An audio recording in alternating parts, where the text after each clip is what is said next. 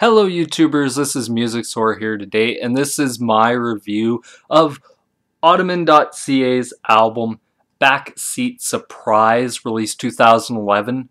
It features Daryl Dorf Miller on vocals, features Carlton Lockhart on guitars, John Fenton on bass, and Adrian Cavan on drums. I hope I'm saying that right, if not, I'm sorry. I seen this band back in October for my birthday. Joe Solo, a buddy's band, opened for him, so I went and seen the show and all that. And live, this band's pretty damn good. If I remember correctly or heard correctly, this band opened for Iron Maiden. So for you metalheads out there, it's actually a pretty big deal, I guess, to open for Iron Maiden and all that. But the songs off this album are Livin' Bitter Better, Rocket Together, Loose Lips, 45, Bonafide, Sweaty Hand of Fate, Hurts to Be Alive, Down to the Bone, and Porno Queen. Now if you're thinking, what is this album? It's pretty much down-to-earth rock and roll. It's very catchy, has moments where you can sing along to it. It actually, some of the songs I still have stuck in my head where I sing along to them every now and then, but no, the songs off this album I really enjoyed were Livin' Bitter Better, Rocket Together, Loose Lips, 45, Hurts to Be Alive, Down to the Bone, and Porno Queen. There's a little section in the middle where it sorta gets a little bit repetitive, but I can forgive that on most stuff because it is hard to write an album. But yeah, like, vocally, it's very good. The vocalist in this band is very good. Guitar-wise, Carlton, you don't really hear much of a guitar solo until Loose Lips, and then after there you have songs where you have guitar solos, and all that. So it is a break to hear. It is a good break to sometimes not hear guitar solo and then hear guitar solo. It sort of breaks it up a bit, but there's some really great tracks, like vocal style wise, reminds me, Hurts to Be Alive reminds me of something that Ozzy would sing.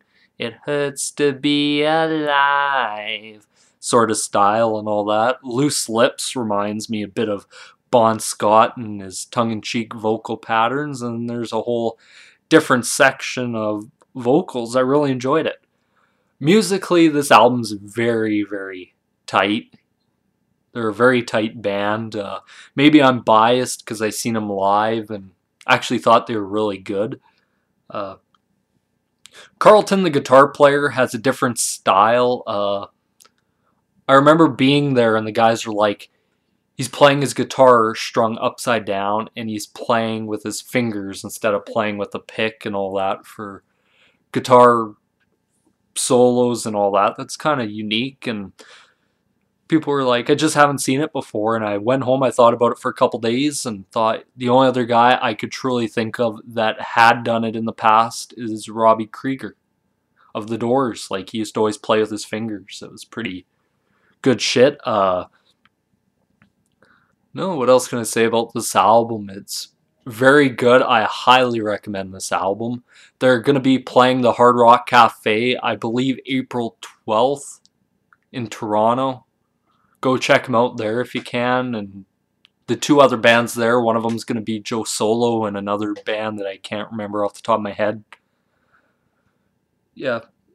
And yeah, I think that's pretty much it. If I had to give it a rating out of 10, I'd probably give it 8.5 out of 10, just due to the middle section, sorta. For me, sorta, felt a little, after a while, got very repetitive after a while, but I'm not complaining. It's still a great album to listen to. There's some really good tracks on it.